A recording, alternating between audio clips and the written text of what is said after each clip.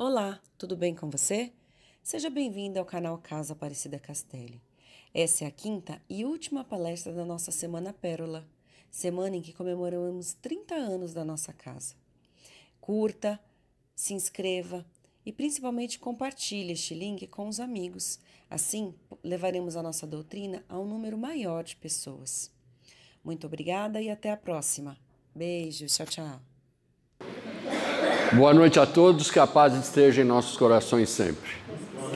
Eu acho que isso aqui pode render um processo, porque ofereceram um caviar para vocês e estão dando pão com mortadela. Mas mata a fome também, né? Bom, mais perto. Tá. Eu fui convocado pela Silene para falar sobre Brasil, Coração do Mundo, Pátria do Evangelho. É um livro escrito por Chico Xavier, né, pelo espírito Humberto de Campos, em 1938. Humberto de Campos foi um jornalista, um escritor, um poeta, membro da Academia Brasileira de Letras, que morreu mais ou menos em 1934. E aí ele foi convidado pelo Emmanuel para fazer parte do grupo que coordena toda essa mediunidade do Chico Xavier. Mas para a gente falar do Brasil, eu peguei na internet, no Wikipédia, o que é o Brasil. Vamos lá. É um texto um pouquinho longo, mas eu acho importante a gente ler, para depois a gente falar do Brasil. Brasil, oficialmente República Federativa do Brasil, é o maior país da América do Sul e da região da América Latina, sendo o quinto maior do mundo em área territorial, equivalente a 47,3% do território sul-americano. Com 8.510.417 km². É o sétimo em população, com 203 milhões. Eu acho que já tem um pouco mais. Em agosto de 2022, está aqui. É o único país da América onde se fala majoritariamente a língua portuguesa e o maior país lusófono do planeta, além de ser uma das nações mais multiculturais e etnicamente diversas, em decorrência da forte migração oriunda de variados locais do mundo. Sua atual Constituição, promulgada em 1988, concebe o Brasil como uma república federativa presidencialista, formada pela união de 26 estados do Distrito Federal e dos 5.571 municípios. Banhado pelo Oceano Atlântico, o Brasil tem um litoral de 7.491 quilômetros e faz fronteira com todos os outros países sul-americanos, exceto Chile e Equador, sendo limitado a norte pela Venezuela, Guiana, Suriname e pelo departamento ultramarino francês da Guiana Francesa, a noroeste pela Colômbia, a oeste pela Bolívia e Peru, a sudoeste pela Argentina e Paraguai e ao sul pelo Uruguai. Vários arquipélagos formam parte do território brasileiro, como o Atol das Rocas, o arquipélago de São Pedro e São Paulo, Fernando de Noronha, o único desses habitados por civis, e Trindade e Martim Vaz. O Brasil também é o lar de uma diversidade de animais selvagens, ecossistemas e de vastos recursos naturais em uma grande variedade de habitats protegidos. O território que atualmente forma o Brasil foi oficialmente descoberto pelos portugueses em 22 de abril de 1500, esses dias aí, em expedição liderada por Pedro Álvares Cabral. Segundo alguns historiadores, como Antônio de Herrera e Pietro d'Anguerra, o encontro do território teria sido 3 meses antes, em 26 de janeiro, pelo navegador espanhol Vicente Yanez Pinzón, durante uma expedição sob seu comando. A região, então habitada por indígenas, ameríndios, divididos entre milhares de grupos.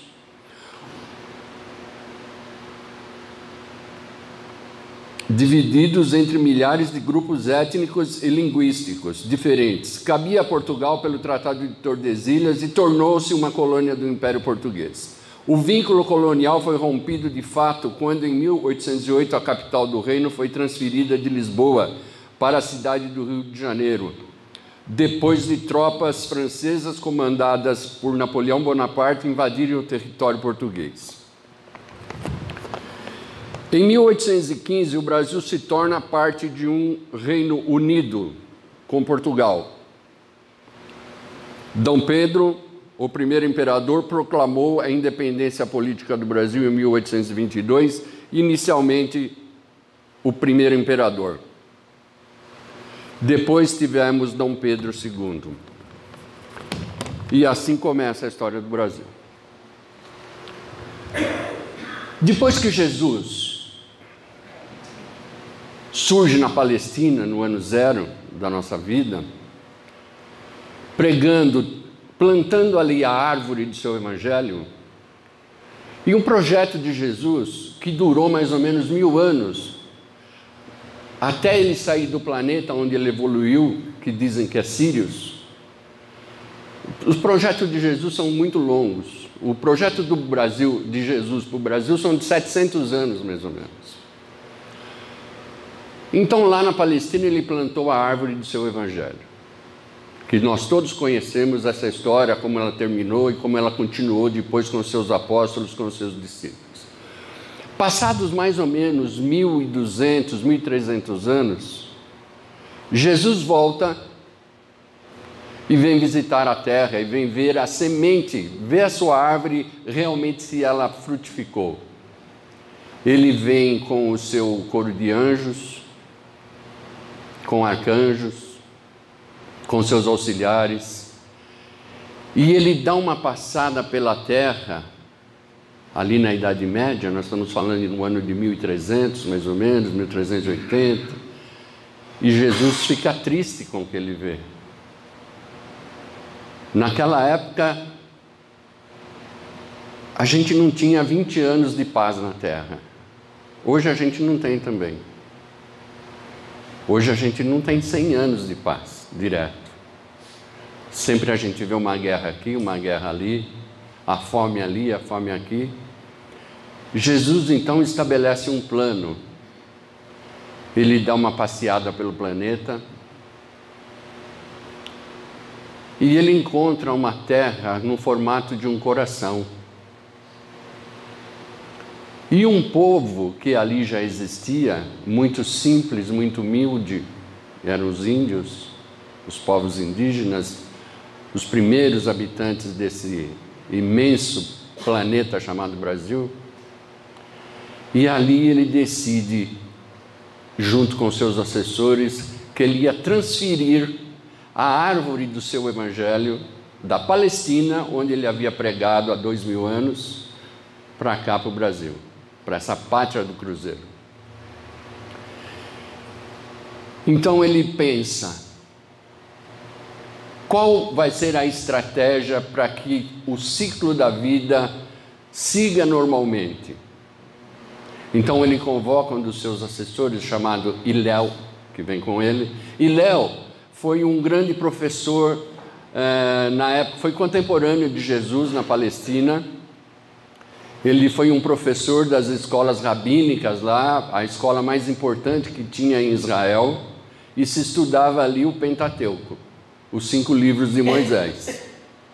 Era um sábio, era o professor mais importante naquela época, e aquela escola dele era a escola mais importante.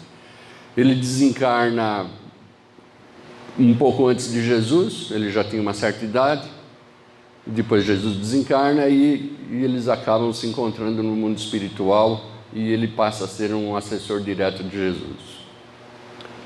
Vem também nessa turma toda aí uma figura muito importante do nosso evangelho, chamada Ismael.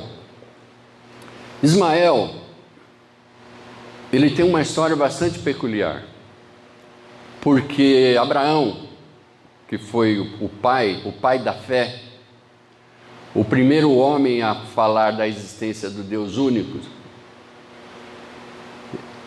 Deus prometeu para ele: Abraão, se você seguir as minhas orientações, eu vou fazer de você uma nação imensa. Ela vai ser tão grande igual às estrelas do céu, igual às areias do mar, da praia. Mas Abraão já estava casado há muito tempo, ele já tinha quase 90 anos, casado com Sara, e eles não tinham filhos.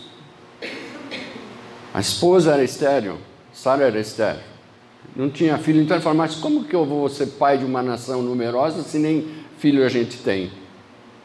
Deus fala para ele, Abraão, larga a tua família, sua parentada aí, seu pai, sua mãe, seus irmãos, e vai para a terra que eu vou te mostrar.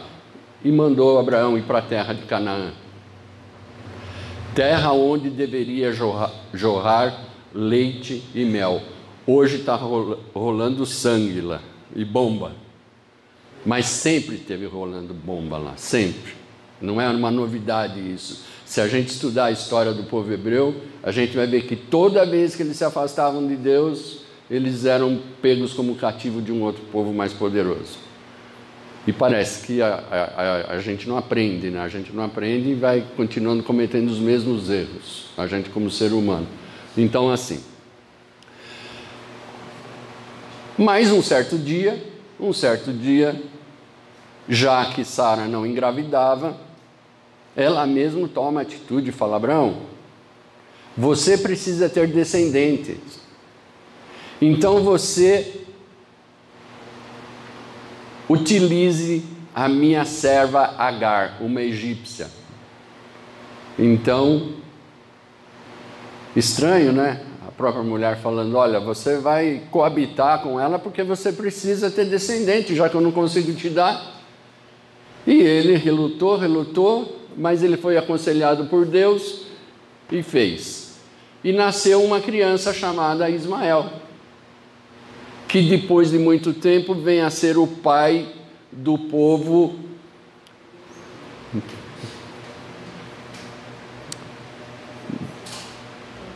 dos palestinos, árabe, pai dos árabes. Então, esse é o Ismael, o anjo que vem junto com Jesus. Jesus então determina para Iléu, fala, Iléu, você vai reencarnar e vai fundar uma escola de navegação. Nós estudamos na escola que a gente aprendeu, escola de Sagres, quem lembra? Henrique de Coimbra, né? Henrique de Coimbra, fundador da escola de Sagres. Qual foi o plano? Olha só o plano que Jesus elabora. Iléu vem, funda essa escola de navegação, forma navegadores, vai intuindo, traz um povo todo, traz aqueles alunos de Iléu, aquele povo hebreu contemporâneo, para ser alunos, Pedro Álvares Cabral, Cristóvão Colombo e tantos outros, todos hebreus, e vem, funda a escola, aprendem a arte da navegação, e num belo dia, Pedro Álvares Cabral, com a sua frota, vem parar nas terras do Brasil.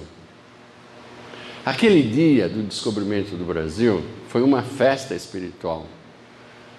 Todos os anjos cantando aquelas hosanas, todos aqueles espíritos felizes, estrelas brilhando, uma festa, porque ali, naquele momento, naquele dia, estava sendo transplantada a árvore do Evangelho para o Brasil. E olha, que Jesus falou assim, ó, vou transplantar a árvore do Evangelho. Não é que você vai num lugar e pega uma árvore inteira e muda. Não. Vem a primeira semente, da semente à raiz, da raiz vem o tronco, os galhos, as folhas e os frutos. Nós não estamos ainda na fase dos frutos. Ainda não chegamos nisso. 500 anos depois, a árvore está crescendo, mas ela ainda não está dando os frutos que Jesus espera. Então Jesus chama Ismael e fala, Ismael, você vai cuidar dessa minha pátria aqui, olha. Você vai cuidar. Tome conta do povo que eu vou pôr aqui. Eu vou pôr o povo mais simples possível. Vou pôr o povo mais trabalhador possível. O povo mais sofrido que tem na Europa. E assim vem. E assim vem. E de vez em quando Ismael telefonava para Jesus para falar do andamento desse projeto. E vai passando o tempo e essa árvore vai crescendo. Mas chega um dia que Jesus fala para ele: Ismael, eu vou trazer aqui para a pátria do Cruzeiro o povo bem humilde da África. O povo sofredor da África. Porque Jesus falava assim: esse povo sofredor da África, eles estão se refazendo de reencarnações anteriores, como romanos, como fenícios, que foram povos que escravizavam o semelhante através da guerra. Os fenícios, por exemplo, eles cegavam os seus escravos para eles não fugirem. Eles cegavam. Então, eles trabalhavam ali sem enxergar nada. Então, para não fugir, eles faziam isso. E isso era na época de Jesus. Então, e os romanos a gente conhece a história. E parte desse povo foi reencarnar na África. Mas um dia, esse povo começou a vir para cá, mas Ismael liga de novo para Jesus, já praticamente chorando. Puxa vida! E anjo chora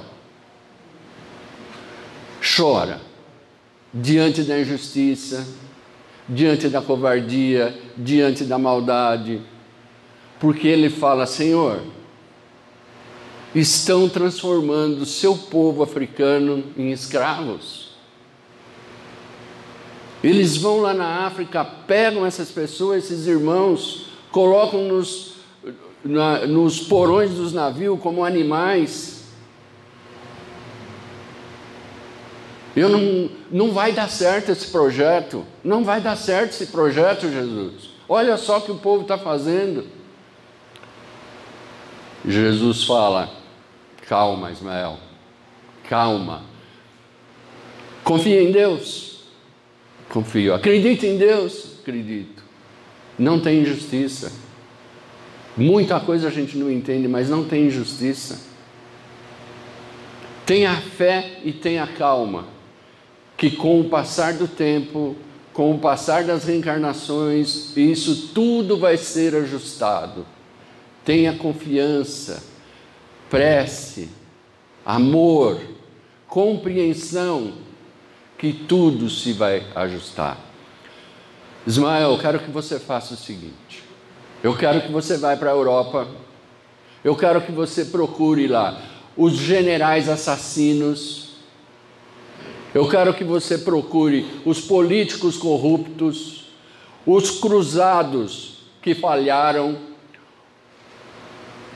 os evangélicos que faliram, os assassinos, tudo que tiver de ruim. E eu faço o que com esse povo, Jesus? Vai reencarnar tudo no Brasil.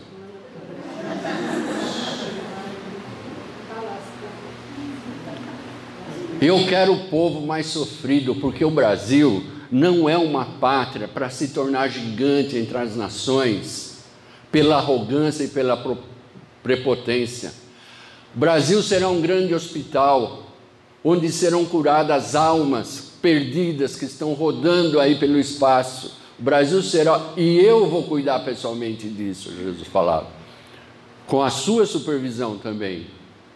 Vai demorar, Ismael, vai demorar, mas o Brasil vai chegar como uma pátria do Evangelho, o celeiro do mundo. Não como muita gente pensa, que quando a gente lê o livro Brasil, Coração do Mundo, Pátria do Evangelho, a gente pensa que o Brasil vai se tornar um novo Estados Unidos, ou uma nova Roma. Vocês lembram como que o povo hebreu recebeu Jesus? Pensavam que o Messias viria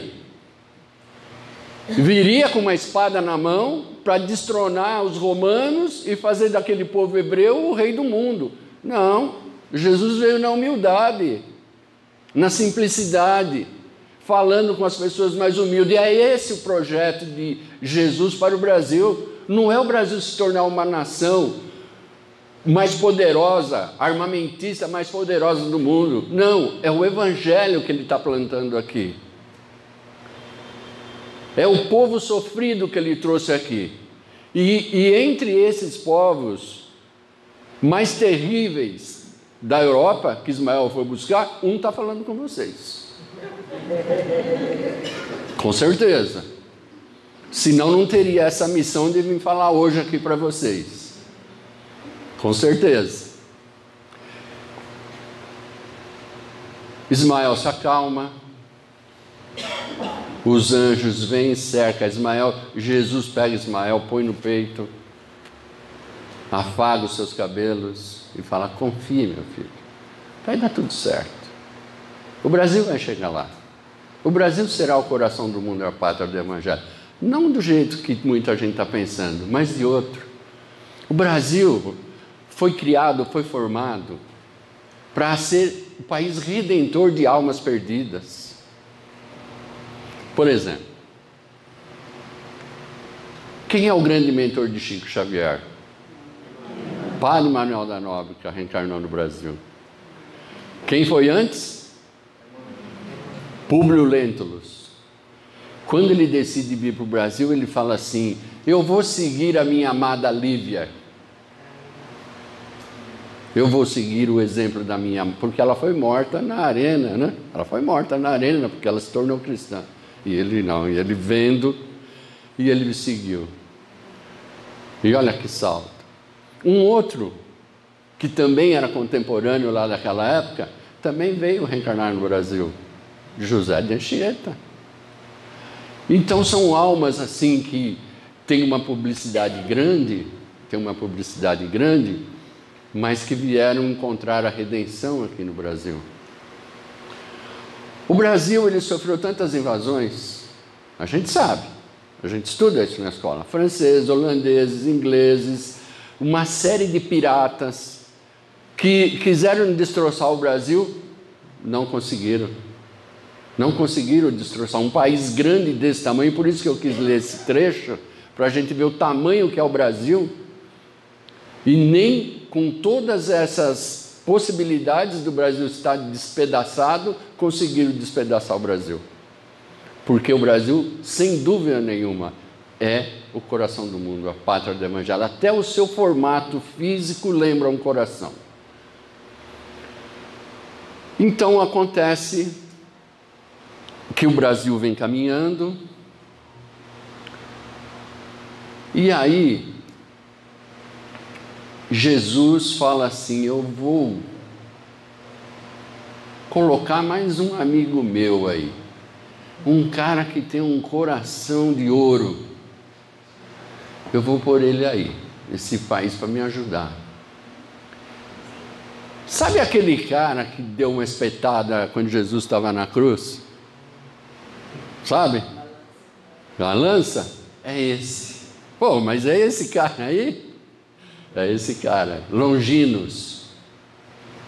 O Longinos, ele era um soldado romano e ele era encarregado de verificar, ele foi encarregado se aquele pessoal que era crucificado estava morrendo. Então, para não demorar muito, eles quebravam as pernas dos crucificados, porque aí pegava o peso, dava hemorragia, o sujeito morria rapidinho. Mas não tinha uma profecia de que não seria quebrado nenhum osso, nenhuma perna de Jesus? Então, quando ele recebe a ordem de Pilatos, para vai lá e dá um jeito para não demorar muito, naquela hora o coração dele se tocou, e ele falou: realmente esse é filho de Deus. Esse homem é o Filho de Deus. Esse é o Messias. Naquela hora, o coração dele tocou. E ele, ao invés de quebrar as pernas, ele furou com a lança, para que a profecia fosse cumprida. Depois ele largou. Ele era um centurião, ele cuidava de 100 homens, 100 soldados romanos. Ele tinha um poder muito grande. Imagina, né? Você ser chefe de uma legião com 100 pessoas, 100 homens, naquela época lá. Um homem acostumado a matar, um homem acostumado a se pôr sua vida em perigo todos os dias. Esse era Longinos. Longinos teve várias reencarnações depois disso e foi prosperando espiritualmente, Ele falou: Longinos, se prepara, que daqui a alguns anos você vai reencarnar no Brasil. E o tempo passa e o Longinos foi se preparar. O tempo passa, Napoleão invade Portugal, invade a Europa toda. A corte de Portugal vem embora para o Brasil. Acho que foi em 1808. O governo de Portugal se transfere para o Brasil. O Brasil muda de status. Passa a ser um reino. Depois de algum tempo, mais um passo, mais um pedacinho da árvore. O Brasil se separa de Portugal.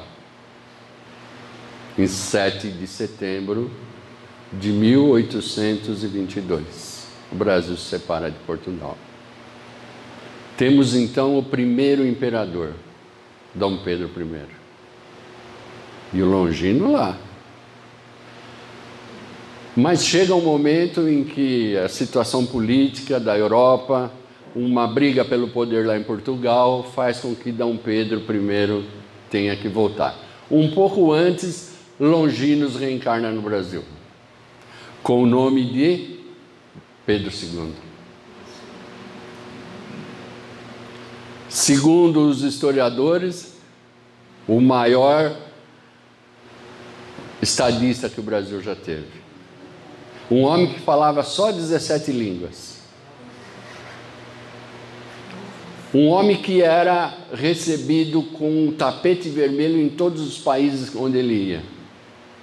Um homem que pagava aos seus empregados do palácio com o próprio salário do imperador. Esse Longinos. E um homem que depois de deposto, saiu sem nenhum tostão no bolso. Até queriam dar um salário para ele, né? Porque ele foi exilado, e ele não aceitou. Viveu o resto dos seus dias com as suas pequenas economias. Qual foi a promessa de Jesus para Ismael? E por que ele coloca Longinos nesse esquema todo? Porque foi nesse governo de Dom Pedro II é que se libertou os escravos, através da princesa Isabel. Veja como o propósito de Jesus, ele vai avançando devagar, mas ele tem um objetivo, ele tem uma estratégia. Quem ainda não leu esse livro, procure ler. Você vai perceber nitidamente uma estratégia, um plano de ação, que Emmanuel diz que é para 700 anos. E um detalhe, hein? A família de Humberto de Campos ainda processou a Federação Espírita Brasileira, porque queria os direitos autorais do livro. Verdade, isso foi parar na justiça. E a justiça determinou, falou, ó, direitos autorais enquanto o cara é vivo, depois de morto não tem mais direito autoral. É verdade isso daí. Por isso que ele passa a escrever os outros livros, Humberto de Campos, como Irmão X, para não dar margem para mais nenhum processo. Então, o Brasil é esse país gigantesco, é esse país que ainda sofre, que cometeu pecados. Está certo que ele foi invadido pelo Paraguai, na época do Longinos como imperador. Mas não precisava matar toda a população de homem lá no Paraguai também. Não precisava fazer tudo aquilo que o Brasil fez. Através de Duque de Caxias, através de Almirante Tamandaré. Não precisava. Um país pequenininho que estava sendo massacrado. Está certo que o ditador Solano Lopes, ele era um ditador e ele queria tomar parte do Brasil para o Paraguai. Está tudo muito bem, mas houve certos exageros. Assim como houve exagero na escravidão. Muito exagero. Não seria permitido se ter escravos. Não seria. Mesmo se fosse, não poderia ser com tamanha violência como nós brasileiros fizemos, com tanta crueldade. Que até hoje a gente vê reflexo daquele período na nossa sociedade. Até hoje a gente vê esses reflexos. Mas o Brasil, ele foi construído, está sendo construído lentamente para se tornar a pátria do Evangelho. Não militarmente, mas a possibilidade de uma reconstrução moral, uma reconstrução espiritual. Esse é o propósito do Brasil. Esse é o propósito que Jesus planeja para nós. E nós fazemos o que com isso? Nós ficamos sentados esperando que as coisas aconteçam pela mão de Ismael, pela mão de Jesus, pela mão dos outros anjos, de Emmanuel, de Humberto de Campos, de André Luiz. Até que o André Luiz está por aí, eu estou vendo ele ali. E encarnado, hein? E encarnado. Então, nós temos que fazer o quê? Qual a nossa contribuição para esse projeto do Cristo? A gente tem que pensar nisso. A gente vai ter que uma hora tomar uma decisão. Que lado que eu quero estar? Que lado que eu quero estar? Eu quero jogar em que time? Eu quero jogar no time de Jesus? Ou eu quero jogar no outro time? Já que ninguém vai poder jogar e ajudar o meu Corinthians, né? Tá difícil, gente do céu. Eu acho que eu vou telefonar para Jesus, eles fazem um milagrezinho aí para nós. Então, vai que Jesus é Corinthians. Tem as bravas? Aí sim, hein? É o único orgulho nosso, né? Vai que Jesus é palmeirense, hein? Aí lascou. Danado, né? É assim que você fez? É. Tá bom. Mas quando eu falei que Jesus mandou Ismael pegar todas as tranqueiras lá da Europa e vir reencarnar no Brasil, você sabe o que aconteceu? 7-1. 7-1. Os caras. 7-1. Fiquei uma semana sem dormir. Mas então, o que a gente vai fazer? O que a gente pode propor dentro de uma casa espírita, por exemplo? Dentro de uma casa espírita. Eu estava vendo uma coisa fantástica aqui nessa casa. Eu frequento aqui, acho que uns 20 anos, né, Nádia? Mais ou menos? Não, aí também não. Acho que é por aí. Era o outro do salão ainda, era lá em cima. Os 25, né? Então, e eu vi hoje uma coisa aqui que me emocionou. Me emocionou. E acho que foi por conta da pandemia que eles tiveram que tomar essa atitude, que é uma coisa que eu fiquei emocionado hoje. Eu já vi várias vezes, mas hoje especificamente fiquei emocionado. Todos os irmãos em volta, com os seus braços estendidos, enviando a melhor energia possível que eles têm. Uma energia curadora que, com certeza, quem tiver evidência aqui viu. Um monte de trabalhadores espirituais examinando o corpo de cada um. Com as mãos em cima do coronário. Olha que trabalho maravilhoso, olha que trabalho fantástico. Olha quanta gente no mundo está precisando de receber isso e a gente passa ao largo. A gente gosta muito de receber e dar. E dar. Precisamos. E eu fiquei pensando, viu, Rogério? Eu falei assim, caramba, né? Por que será que todo mundo não pode fazer isso? Por que será que todas as pessoas não podem? Porque quando você, mãe, olha que legal, tá com esse carinho com a criança, com o filho, isso é um passe, gente. Isso é um passe curador. Quando você faz a mesma coisa com o irmão, com um amigo, com um colega de trabalho, é um passe. Então está na hora da gente pensar, inclusive eu, e principalmente eu, porque eu fui um cavaleiro templário. Então, o que eu vou fazer para ajudar Jesus nesse projeto, para acelerar esse processo do Brasil se tornar a pátria do Evangelho? É só criticar o governo? Não importa o lado que você tenha, não importa o lado. É só criticar o governo? É só esperar que os outros façam a nossa parte? Não. Está na hora da gente começar a fazer. Mas não vamos fazer política. Não é isso que Jesus está esperando. Alguns vão, porque é importante. O homem é um ser político, é importante. Ele tem a missão de fazer o bem para o povo. E ai daquele que não fizer. E ai daquele que não fizer. Já tem um planeta aí que tem vários nomes rondando a Terra. Uns chamam de Absinto, outros chamam de Nibiru, outros chamam de Planeta X, outros chamam de Chupão. Ele está rondando a Terra para começar, se é que já não começou, a levar aquelas almas mais endurecidas, mais embrutecidas, que está atrapalhando a evolução do Brasil como nação. Então, de repente, está na hora de eu começar a fazer a minha parte também. O Rogério fez um monte de convites aqui, ó, sopão, lanche, que mais? Nefap?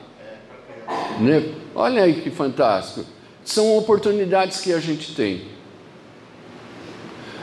Jesus falou o seguinte, lá na Palestina, falou, olha, antes de você fazer a sua oferenda no templo, vai, reconcilia-te com o teu inimigo, enquanto vocês estão no caminho, enquanto vocês estão vivos. Porque depois que morreu um, aí fica complicado. Não adianta você vir fazer uma oferenda para Deus com o coração preto. Coração preto de ódio, de raiva, de mágoa. Não adianta. Vai lá e se acerta com a pessoa. Então esse é o convite. Esse é o convite de hoje, que Jesus manda para vocês através do livro Brasil, Coração do Mundo, Pátria do Evangelho. Manda para todos nós. O que eu posso fazer para te ajudar, Jesus? Faz essa pergunta para você mesmo. O que eu posso fazer? Qual o meu papel nisso? Quem será que sou eu? Qual o meu nome na última encarnação? Quem será? Será que eu fui um general do exército romano? Será? Será que eu fui um religioso que faliu, que desviou as pessoas, que usou o poder da palavra para desviar multidões? Será que eu fui um político corrupto em outra vida? Então, é isso. Esse é o convite que Jesus faz para todos nós. E eu tenho certeza absoluta que cada um que está aqui pode fazer um pouco mais do que faz. Pode fazer, para a gente fazer esse país chegar mais rápido, ser o celeiro do mundo. Teve um naturalista chamado Humboldt, que passando pela Amazônia, ficou extasiado com a beleza da Amazônia, com a fauna e flora. E ele que falou, isso aqui é o celeiro da humanidade. Vocês sabiam que como chama aquele fruto que vende aí em tudo quanto é canto? Que não é... como? Não. Açaí, é isso aí. Vocês sabiam que açaí é patenteado pelo Japão? O açaí é patenteado pelo Japão, vocês vejam só. Talvez o Brasil já tenha quebrado essa patente. Mas o pessoal vem aqui e pega tudo e vai embora. A quantidade de remédio que tem na Amazônia, nas plantas. Por que será que Jesus escolheu essa nação para ser o celeiro do mundo? Olha quanta a cura de todas as doenças tem no Brasil, tem na Amazônia. O Brasil hoje sustenta, com a sua agricultura, 1 bilhão e 200 milhões de pessoas. É o maior produtor rural do mundo. 1 bilhão de pessoas, 1 bilhão e 200, comem a comida que é fabricada, produzida no Brasil. Não tem nenhum país assim, não é fantástico? Não é fantástico? Porém, 30% disso vai para o lixo. Desperdício, perda e tudo mais que a gente sabe. Então está na hora da gente pensar, está na hora da gente entender esse plano de Jesus. Está claro isso. Não desejemos que o Brasil seja uma potência militar. Olha aí, ó, tá vendo? Eu dar alguma notícia. Não desejemos isso. O que a gente vai ter que desejar é que o Brasil se transforme rapidamente na pátria do Evangelho mesmo. Onde foi escrito o Livro dos Espíritos? Na França? Por um francês chamado Allan Kardec. Mas o Espiritismo vingou onde? No Brasil. O Espiritismo vingou aqui no Brasil. E não tem doutrina mais sensata, mais coerente do que o Espiritismo, que te explica tudo. Explica tudo, não tem nada escondido, não tem dogma, não tem imagens, não tem absolutamente nada. Não tem roupa, não tem paramento, não tem sacerdote. A única coisa que tem, estudo e bom senso. Fé raciocinada, isso que floresceu no Brasil. E Espiritismo não precisa ser religião. Precisa ser uma conduta de vida, um modo de vida, não religião. Não precisa ser religião. O católico pode ser espírita, o protestante pode ser espírita, o budista pode ser espírita, o ateu pode ser espírita. E nós devemos trabalhar para nos tornarmos espíritas um dia. Porque não é fácil, como o Rogério estava falando aí do irmão que falou, não, essa parte eu vou pular. Perdoar os seus inimigos, não, vou pular. Amar o inimigo, vou pular. Aí Jesus falou assim, amar o próximo como a ti mesmo. Depois ele falou, não é isso não. Amai o próximo como eu vos amei. Porque ele falou, o ser humano não ama nem a si mesmo. Como é que ele vai amar o próximo? Então, não é mais amar o próximo como a ti mesmo. Amar o próximo como eu vos amei. Porque Jesus tinha a capacidade de amar acima de tudo. A gente não tem. O máximo que a gente faz é gostar um pouquinho. E ainda gostar e ter posse. E posse. Mas está aí, gente, o convite. Leiam o livro, estudem, orem bastante. Rezem por mim, que eu preciso. E muito. E se Deus quiser, a gente estará aqui nos 35 anos, né? Que ao retornar aos lares, que vocês possam encontrar a família na mais perfeita saúde, harmonia e paz. Meu querido Deus,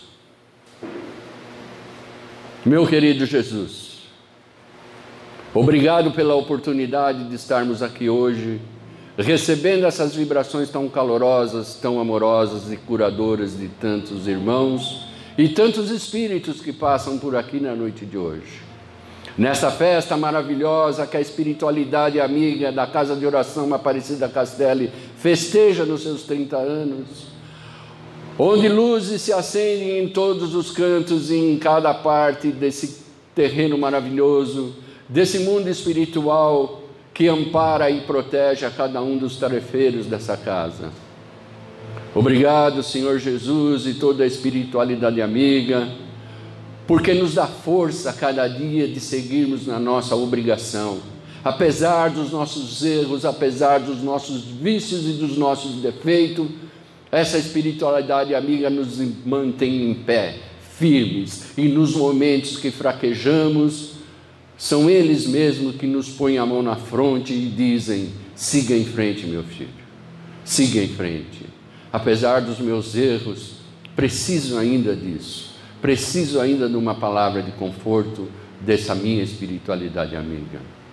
E peço a todos os dias que tirem todas as doenças dos meus amigos, que tirem todas as tristezas dos meus amigos, tirem todos os dissabores dos meus amigos e também dos meus inimigos e daqueles que ainda estão por vir. Que faça, Senhor Jesus, desse nosso planeta um lugar maravilhoso para se viver, em especial para o nosso Brasil. Que ele se torne a pátria do Evangelho, o coração do mundo, o mais rápido possível, para que esse planeta possa merecer mudar de estágio para um mundo de regeneração, onde o bem possa prevalecer sobre o mal, onde o amor possa prevalecer sobre a indiferença, a compreensão possa prevalecer ante as injustiças. Que os homens que governam esse país, que pensem no povo mais sofrido, que dividam um pouco o pão, que levem o amor e o perdão e a compreensão em cada canto. Meu Deus, eu sei que eu não mereço, porque tenho muito que fazer, mas vou continuar te pedindo, até que um dia eu tenha consciência de te agradecer por tudo que me deste. Me deste um lar para eu voltar daqui a pouco, muitos não têm. Me deste um corpo perfeito, muitos não têm. Me deste um trabalho para dignificar a minha vida, muitos não têm.